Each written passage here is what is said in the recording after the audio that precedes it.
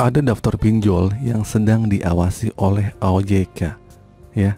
Nggak tahu kenapa nih, mungkin aplikasinya mau bangkrut atau tidak memenuhi syarat atau bagaimana. Begini penjelasannya. Assalamualaikum warahmatullahi wabarakatuh. Balik lagi di channel Sekilas Pinjol. Channel ini akan membahas masalah seputar aplikasi keuangan, pinjaman online, dan berita-berita seputar permasalahan gagal bayar. Gimana teman-teman kabarnya? Sehat selalu ya untuk kita semua. Semoga kita diberi kemudahan dan kelancaran untuk menyelesaikan segala hutang-hutang kita. Oke, langsung saja nih dalam topik bahasan ini saya akan menjelaskan ada daftar pinjol pinjaman online yang sedang diawasi oleh OJK. Nah, ternyata di sini kalian baca ya beritanya ya. Ada 22 aplikasi pinjaman online legal OJK yang akan bangkrut. Benar nggak demikian? Oke, kali ini saya akan membahas ya pinjaman online yang diawasi ketat oleh OJK. Nah, saat ini OJK itu sedang mengawasi 22 aplikasi peer-to-peer lending atau mungkin bisa dikenal dengan pinjol gitu. Nah, kenapa? Karena di sini tertulis ya bahwa ada 22 perusahaan tersebut memiliki tingkat one prestasi pengembalian pinjaman atau kredit macetnya di atas 5%. Yang harusnya 95, berapa lah, minimal 100. Nah, kalau di bawah itu berarti di bawah 90% tingkat pengembaliannya. Nah, yang artinya tidak sesuai target, dimana harusnya nggak boleh tuh banyak yang macet kreditnya. Harusnya yang macet kreditnya itu sedikit. Kenapa kok diawasin? Karena akan menjadi kemungkinan bahwa aplikasi pinjaman online tersebut bisa jadi melakukan pelanggaran atau bisa jadi akan mengalami kebangkrutan. Nah, di mana kita tahu ya, mungkin salah satu tugas OJK itu mengawasi sebuah perusahaan di mana yang akan mengalami kesulitan ekonomi dan berhubungan dengan proses peminjaman. Takutnya nanti akan ada hal-hal yang tidak diinginkan terkait masalah hal tersebut yang akan merugikan nasabah atau debitur atau masyarakat. Nah, inilah tugas OJK untuk mengawasi, dimana kalau ini terus-terusan maka izinnya akan dicabut dan pinjol tersebut akan menjadi pinjol ilegal. Nah, gimana nih kalau izinnya dicabut dan akan menjadi pinjol ilegal? Tentunya yang gagal bayar di aplikasi pinjol tersebut akan menjadi sulit untuk ditagih dong, karena sudah menjadi ilegal kan. Karena jadi ilegal, boleh dong nggak dibayar. Yang mungkin kalian berpikir kebanyakan ke arah sana ya.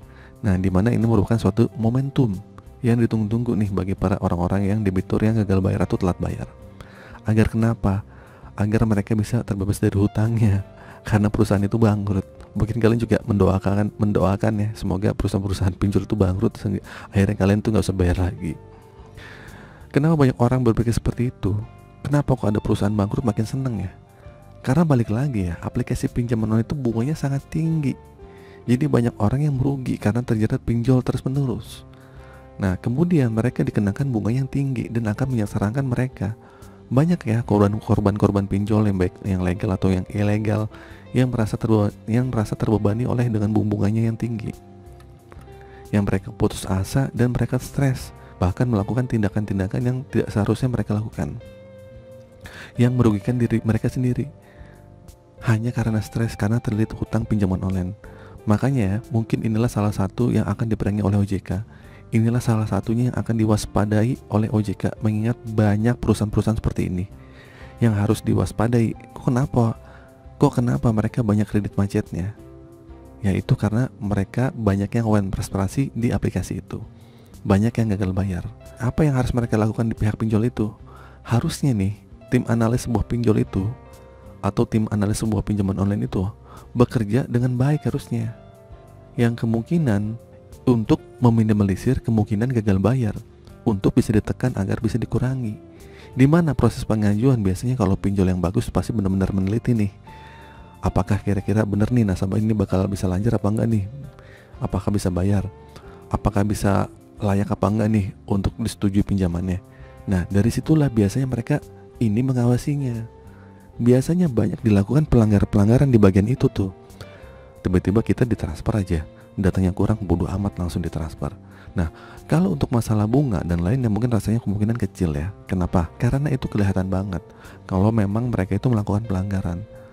Tapi bukan berarti OJK tidak ketat, bukan berarti OJK tidak melihat perkembangan bunga-bunganya. Karena yang namanya perhitungan sistem pasti dilacak ya.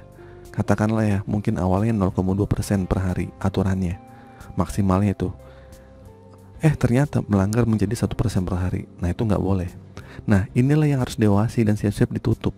Dan di berita ini, di sini OJK tidak menjelaskan 22 peer-to-peer lending itu apa saja. Tapi yang kita tahu ya pasti yang kemarin beritanya ramai seperti Tanifan, mungkin ada salah satu ada Finmas.